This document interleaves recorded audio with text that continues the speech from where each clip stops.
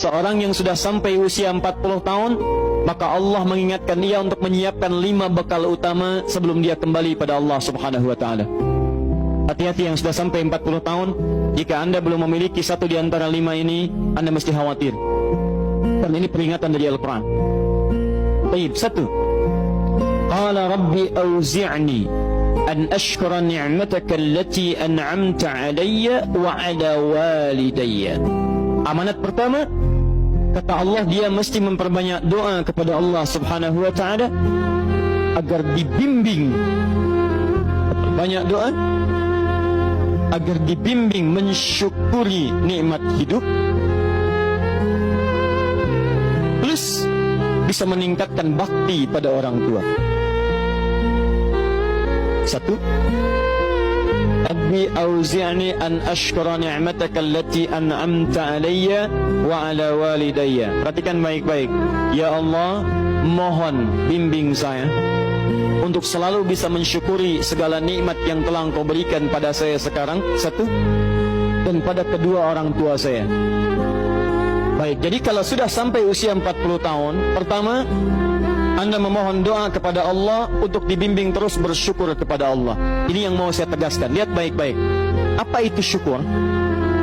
Tidak ada makna lain dari syukur yang tertuang dalam Al-Quran dan hadis kecuali ungkapan kebahagiaan atas nikmat yang Allah berikan kepada kita dengan cara menggunakan nikmat itu sesuai dengan fungsi yang telah Allah tetapkan. Misal, kita akan bersyukur dengan nikmat penglihatan mata. Anda diberikan 40 tahun dalam hidup, mata masih bisa melihat. Bagaimana mensyukuri nikmat mata? Kalau Anda ingin syukuri nikmat mata, maka yang paling singkat, gunakan nikmat mata ini sesuai dengan peruntukan yang telah Allah tetapkan. Fungsi yang telah Allah tetapkan. Apa fungsi mata? Masih ingat? Melihat yang baik-baik. Quran surah ke-24 ayat 30 untuk laki-laki, ayat 31 untuk perempuan. Qul lil mu'minina yaghuddu min absarihim. Katakan pada pria-pria yang merasa punya iman. Dengan iman itu dia yakin dengan akhirat. Wabil akhirati hum yuqinun. Karena yakin dengan akhirat dia sadar akan pulang dan dia tahu nikmat matanya akan ditanya oleh Allah Subhanahu wa taala. Katakan pada pria-pria yang yakin bahwa matanya akan ditanya oleh Allah. Quran surah ke-17 ayat 36. Inna sam'a wal basara wal fuada kullu ulaika kana anhu mas'ula. Setiap pendengaran Anda, penglihatan Anda, plus apa yang Anda fikirkan, satu saat akan ditanya, dipertanggungjawabkan di hadapan Allah Subhanahu wa taala. Karena itu kata Allah, katakan pada orang-orang yang yakin dengan itu semua, ghuddu min absarihim, matanya hanya boleh melihat yang baik-baik saja. Yang tidak baik palingkan. Ibu juga sama, ayat 31-nya. Wa kullil mu'minati yaghdudna min absarihinna. Katakan pada perempuan yang merasa yakin dengan Allah, yakin akan pulang, yakin akan ditanya, matanya hanya boleh melihat yang baik-baik saja menurut Allah. Yang tidak baik palingkan. Di ghaddul basar itu bukan nggak boleh lihat, Pak. Ghaddul basar itu silahkan lihat, tapi ketika yang dilihat tidak baik menurut Allah, maka palingkan dari itu semua. Ini tidak tepat, teman-teman sekalian. Anda hanya mengucapkan alhamdulillah ya, sampai sekarang penglihatan masih baik. Belum cukup. Baik itu dipakai lihat apa? Penglihatannya baik, tapi masalahnya yang dilihat baik tidak. Itu poinnya.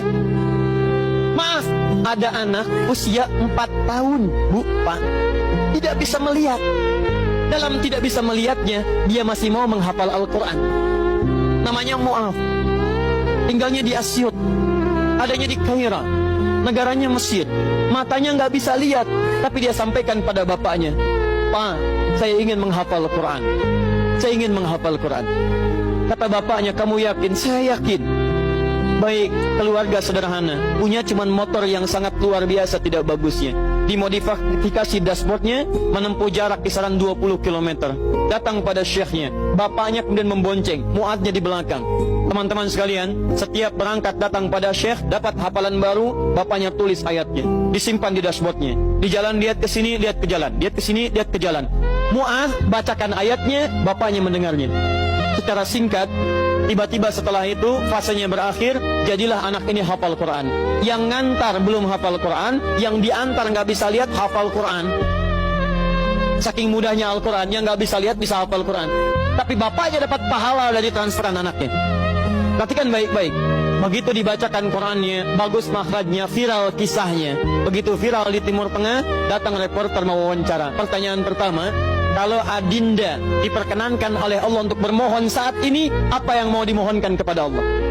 Reporter ini mengira dia akan meminta doa seperti ibunda Imam Al-Bukhari bermohon kepada Allah supaya Al-Bukhari disembuhkan dari butanya.